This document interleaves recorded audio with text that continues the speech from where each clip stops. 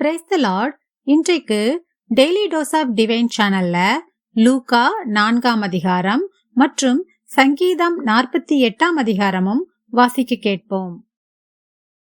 கர்த்தாவே, உம்முடைய வேதத்திலுள்ள அதிசயங்களை பார்க்கும்படிக்கு எங்கள் இருதயத்தின் கண்களை திறந்தருளும் சுவாமி. ஆமேன். லூக்கா 4ஆம் அதிகாரம். இயேசு பரிசுத்த ஆவியினாலே நிறைந்தவராய் யோர்தானை விட்டு திரும்பி ஆவியானவராலே வனாந்திரத்திற்கு கொண்டு போகப்பட்டு 40 நாள் பிசாசினால் சோதிக்கப்பட்டார். அந்த நாட்களில் அவர் ஒன்றும் புசியாதிருந்தார். அந்த நாட்கள் முடிந்த பின்பு அவருக்கு பசியுண்டாயிற்று. அப்பொழுது பிசாசு அவரை நோக்கி, நீர் தேவனுடைய குமாரனேயானால் இந்த கல் அப்பமாகும்படி சொல்லும் என்றான். அவர் பிரதித்திரமாக, மனுஷன் அப்பத்தினாலே மாத்திரமல்ல, தேவனுடைய ஒவ்வொரு வார்த்தையினாலும் பிழைப்பான் என்று எழுதியிருக்கிறதே என்றார். பின்பு பிசாசு அவரை உயர்ந்த மலையின் மேல் கொண்டு போய் உலகத்தின் சகல ராஜ்யங்களையும் ஒரு நிமிஷத்திலே அவருக்கு காண்பித்து, இவைகள் எல்லாவற்றின் மேலும் உள்ள அதிகாரத்தையும் இவைகளின் மகிமையையும் உமக்கு தருவேன். இவைகள் எனக்கு ஒப்பு கொடுக்கப்பட்டிருக்கிறது. எனக்கு இஷ்டமானவனுக்கு இவைகளை கொடுக்கிறேன். நீர் என்னை பணிந்து கொண்டால் எல்லாம் உம்முடையதாகும் என்று சொன்னான். இயேசு அவனுக்கு பிரதித்திரமாக, எனக்கு பின்னாக போ சாத்தானே, உன் தேவனாகிய கர்த்தரை பணிந்து கொண்டு அவர் ஒருவருக்கே ஆராதனை செய்வாயாக என்று எழுதியிருக்கிறதே என்றார். அப்பொழுது அவன் அவரை எருசலேமுக்கு கொண்டு போய் தேவாலயத்து உப்பரிகையின் மேல் அவரை நிறுத்தி, நீர் தேவனுடைய குமாரனேயானால் இங்கே இருந்து தாழ குதியும். ஏனெனில் உம்மை காக்கும்படிக்கு தம்முடைய தூதர்களுக்கு உம்மை குறித்து கட்டளையிடுவார் என்றும், உமது பாதம் கல்லில் இடராதபடிக்கு அவர்கள் உம்மை கைகளில் ஏந்தி கொண்டு போவார்கள் என்றும் எழுதியிருக்கிறது என்று சொன்னான். அதற்கு இயேசு, உன் தேவனாகிய கர்த்தரை பரீட்சை பாராதிருப்பாயாக என்று சொல்லியிருக்கிறதே என்றார். பிசாசானவன் சோதனையெல்லாம் முடித்த பின்பு சில காலம் அவரை விட்டு விலகி போனான். பின்பு இயேசு ஆவியானவருடைய பலத்தினாலே கலிலேயாவுக்கு திரும்பி போனார். அவருடைய கீர்த்தி சுற்றிலும் இருக்கிற தேசமெங்கும் பரம்பிற்று. அவர்களுடைய ஜெப ஆலயங்களில் அவர் உபதேசித்து எல்லாராலும் புகழப்பட்டார். தாம் வளர்ந்த ஊராகிய நாசரேத்துக்கு அவர் வந்து தம்முடைய வழக்கத்தின்படியே ஓய்வு நாளில் ஜெப ஆலயத்திலே பிரவேசித்து வாசிக்க எழுந்து நின்றார். அப்பொழுது ஏசாயா தீர்க்கதரிசியின் புஸ்தகம் அவரிடத்தில் கொடுக்கப்பட்டது. அவர் புஸ்தகத்தை விரித்த போது, கர்த்தருடைய ஆவியானவர் என்மேல் இருக்கிறார். தரித்திரருக்கு சுவிசேஷத்தை பிரசங்கிக்கும்படி என்னை அபிஷேகம் பண்ணினார். இருதயம் நறுங்குண்டவர்களை குணமாக்கவும், சிறைப்பட்டவர்களுக்கு விடுதலையையும், குருடருக்கு பார்வையையும் பிரசித்தப்படுத்தவும், நொறுங்குண்டவர்களை விடுதலையாக்கவும், கர்த்தருடைய அனுகிரக வருஷத்தை பிரசித்தப்படுத்தவும் என்னை அனுப்பினார் என்று எழுதியிருக்கிற இடத்தை அவர் கண்டு வாசித்து புஸ்தகத்தை சுருட்டி பணிவிடைக்காரனிடத்தில் கொடுத்து உட்கார்ந்தார். ஜெப ஆலயத்திலுள்ள எல்லாருடைய கண்களும் அவர் மேல் நோக்கமாயிருந்தது. அப்பொழுது அவர் அவர்களோடே பேசத் தொடங்கி, உங்கள் காதுகள் கேட்க இந்த வேத வாக்கியம் இன்றைய தினம் நிறைவேறிற்று என்றார். எல்லாரும் அவருக்கு நற்சாட்சி கொடுத்து அவருடைய வாயிலிருந்து புறப்பட்ட கிருபையுள்ள வார்த்தைகளை குறித்து ஆச்சரியப்பட்டு, இவன் யோசேப்பின் குமாரன் அல்லவா என்றார்கள்.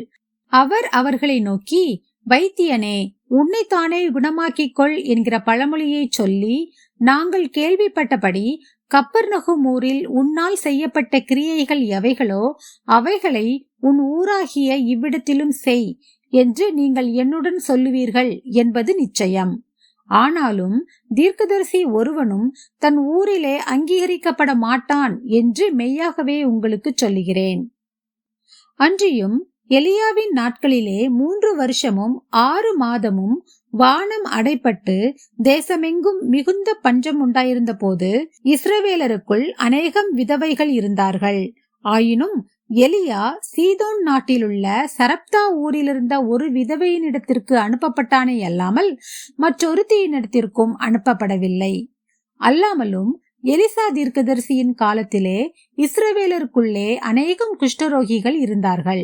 ஆயினும் சீரியா தேசத்தானாகிய நாகமானே அல்லாமல் அவர்களில் வேறொருவனும் சுத்தமாக்கப்படவில்லை என்று சத்தியத்தின்படியே உங்களுக்கு சொல்லுகிறேன் என்றார். ஜெப ஆலயத்தில் இருந்த எல்லாரும் இவைகளை கேட்ட பொழுது கோபம் உண்டு எழுந்திருந்து அவரை ஊருக்கு புறம்பே தள்ளி தங்கள் ஊர் கட்டப்பட்டிருந்த செங்குத்தான மலையின் சிகரத்தில் இருந்து அவரை தலைகீழாய் தள்ளிவிடும்படிக்கு அவ்விடத்திற்கு கொண்டு போனார்கள். அவரோ அவர்கள் நடுவினின்று கடந்து போய்விட்டார். பின்பு அவர் கலிலேயாவில் உள்ள கப்பர்நகும் பட்டணத்துக்கு வந்து ஓய்வு நாட்களில் ஜனங்களுக்கு போதகம் பண்ணினார். அவருடைய வசனம் அதிகாரம் உள்ளதா இருந்தபடியால் அவருடைய போதகத்தை குறித்து அவர்கள் ஆச்சரியப்பட்டார்கள். ஜெப ஆலயத்திலே அசுத்த ஆவி பிடித்திருந்த ஒரு மனுஷன் இருந்தான். அவன், ஐயோ, நசரேனாகிய இயேசுவே, எங்களுக்கும் உமக்கும் என்ன? எங்களை கெடுக்கவா வந்தீர்? உம்மை இன்னார் என்று அறிவேன், நீர் தேவனுடைய பரிசுத்தர் என்று உரத்த சத்தமிட்டான். அதற்கு இயேசு, நீ பேசாமல் இவனை விட்டு புறப்பட்டு போ என்று அதை அதட்டினார். அப்பொழுது பிசாசு அவனை ஜனங்களின் நடுவே விழத்தள்ளி அவனுக்கு ஒரு சேதமும் செய்யாமல் அவனை விட்டு போய்விட்டது. எல்லாரும் ஆச்சரியப்பட்டு, இது என்ன வார்த்தையோ, அதிகாரத்தோடும் வல்லமையோடும் அசுத்த ஆவிகளுக்கும் கட்டளையிடுகிறார், அவைகள் புறப்பட்டு போகிறதே என்று ஒருவரோடொருவர் பேசிக் கொண்டார்கள். அவருடைய கீர்த்தி சுற்றிலும் இருந்த நாடுகளில் உள்ள இடங்களில் எல்லாம் பிரசித்தமாயிற்று. பின்பு அவர் ஜெப ஆலயத்தை விட்டு புறப்பட்டு சீமோன் வீட்டில் பிரவேசித்தார். சீமோனுடைய மாமி கடும் ஜுரமாய் கிடந்தாள். அவளுக்காக அவரை வேண்டிக் கொண்டார்கள். அவர் அவளிடத்தில் குனிந்து நின்று ஜுரம் நீங்கும்படி கட்டளையிட்டார். அது அவளை விட்டு நீங்கிற்று. உடனே அவள் எழுந்திருந்து அவர்களுக்கு பணிவிடை செய்தாள். சூரியன் அஸ்தமித்த போது ஜனங்கள் எல்லாரும் தங்களுக்குள்ளே பல பல வியாதிகளால் வருத்தப்பட்டவர்களை அவரிடத்தில் கொண்டு வந்தார்கள். அவர்கள் ஒவ்வொருவர் மேலும் அவர் தம்முடைய கைகளை வைத்து அவர்களை சொஸ்தமாக்கினார். பிசாசுகளும் நீர் தேவனுடைய குமாரனாகிய கிறிஸ்து என்று சத்தமிட்டு அநேகரை விட்டு புறப்பட்டது. அவரை கிறிஸ்து என்று பிசாசுகள் அறிந்திருந்தபடியால் அவர் அவைகளை பேச ஒட்டாமல் அதட்டினார். உதயமான போது அவர் புறப்பட்டு வனாந்திரமான ஓரிடத்திற்கு போனார். திரளான ஜனங்கள் அவரை தேடி அவரிடத்தில் வந்து தங்களை விட்டு போகாதபடிக்கு அவரை நிறுத்தி கொண்டார்கள். அவரோ அவர்களை நோக்கி, நான் மற்ற ஊர்களிலும் தேவனுடைய ராஜ்யத்தை குறித்து பிரசங்கிக்க வேண்டும், இதற்காகவே அனுப்பப்பட்டேன் என்றார். அந்தபடியே கலிலேயா நாட்டில் உள்ள ஜெப ஆலயங்களில் பிரசங்கம் பண்ணி கொண்டு வந்தார். சங்கீதம் 48 அதிகாரம். கர்த்தர் பெரியவர், அவர் நமது தேவனுடைய நகரத்திலும் தமது பரிசுத்த பர்வதத்திலும் மிகவும் துதிக்கப்படத்தக்கவர். வடதிசையிலுள்ள சீயோன் பர்வதம் வடிப்பமான ஸ்தானமும் சர்வ பூமியின் மகிழ்ச்சியுமாயிருக்கிறது. அதுவே மகாராஜாவின் நகரம். அதன் அரமனைகளில் தேவன் உயர்ந்த அடைக்கலமாக அறியப்பட்டிருக்கிறார். இதோ, ராஜாக்கள் கூடிக்கொண்டு ஏகமாய் கடந்து வந்தார்கள். அவர்கள் அதை கண்டபோது பிரமித்து கலங்கி விரைந்தோடினார்கள். அங்கே நடுக்கம் கொண்டு பிரசவ வேதனைப்படுகிற ஸ்திரீயைப் போல வேதனைப்பட்டார்கள். கீழ்காற்றினால் தர்ஷீசின் கப்பல்களை நீர் உடைக்கிறீர். நாம் கேள்விப்பட்டபடியே நமது தேவனுடைய நகரமாகிய சேனைகளுடைய கர்த்தரின் நகரத்திலே கண்டோம். தேவன் அதை என்றென்றைக்கும் ஸ்திரப்படுத்துவார். தேவனே, உமது ஆலயத்தின் நடுவிலே உமது கிருபையை சிந்தித்துக் கொண்டிருக்கிறோம். தேவனே, உமது நாமம் விளங்குகிறது போல உமது புகழ்ச்சியும் பூமியின் கடையாந்திரங்கள் பரியந்தமும் விளங்குகிறது. உமது வலது கரம் நீதியால் நிறைந்திருக்கிறது. உம்முடைய நியாய தீர்ப்புகளின் நிமித்தம் சீயோன் பர்வதம் மகிழ்வதாக. யூதாவின் குமாரத்திகள் களிகூறுவார்களாக.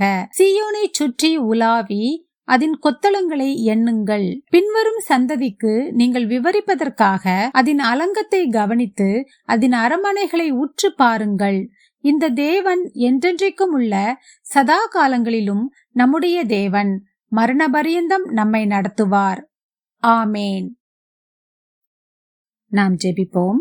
அன்புள்ள இயேசு சுவாமி, இந்த அருமையான காலை வேலையை தந்ததற்காக உமக்கு கொடானு கொடி நன்றி ஏசப்பா. எங்களுடைய ஆயுசு நாளில் ஒரு நாளை கூட்டி சேர்த்த தயவுக்காக உமக்கு நன்றி ஏசப்பா. எங்களுடைய பாவங்கள் ஒவ்வொன்றையும் நீர்தாமே எங்களுக்கு மன்னிக்க வேண்டுமாறு ஜெபிக்கிறோம் அப்பா. பல பல வியாதியினால் வருத்தப்பட்டவர்களையும் சீமோனுடைய மாமியையும் நீர் குணமாக்கியது போல இன்று யாரெல்லாம் வியாதியினால் கஷ்டப்படுகிறார்களோ எல்லாருக்காகவும் நான் ஜெபிக்கிறேன் அப்பா. நீர்தாமே உமது வல்ல கரத்தினால் ஒவ்வொருவரையும் தொட்டு சுகமாக்கும் உருவாக்கும் அப்பா. அப்படி செய்ய போகிற தயவிற்காக உமக்கு நன்றி ஏசப்பா. தேவன் மரணபரியந்தம் நம்மை நடத்துவார் என்று சொல்லியிருக்கிறது போல எங்கள் வாழ்நாட்களில் ஒவ்வொரு நாளையும் நன்மையும் கிருபையுமாக எங்களை வழிநடத்தி பாதுகாத்து ஆசீர்வதிக்க வேண்டுமாறு ஜெபிக்கிறேன் அப்பா. இந்த நாளையும் உம்முடைய கரத்திலே ஒப்பு கொடுத்து விடுகிறேன். இந்த நாள் முழுவதிலும் எங்களோடு கூடவே இருந்து எங்களை வழி நடத்துங்க, ஆசீர்வதிங்க. இயேசு கிறிஸ்துவின் மூலமாக ஜெபம் கேளும் எங்கள் ஜீவனுள்ள நல்ல பிதாவே, ஆமேன். என் ஆத்துமாவே கர்த்தரை ஸ்தோத்திரி, என் முழு உள்ளமே அவருடைய பரிசுத்த நாமத்தை ஸ்தோத்திரி. என் ஆத்துமாவே கர்த்தரை ஸ்தோத்திரி, கர்த்தர் செய்த சகல உபகாரங்களையும் மறவாதே. ஆமேன், ஆமேன். நாம் அடுத்த நாள் வேத வாசிப்பில் சந்திப்போம். God bless you.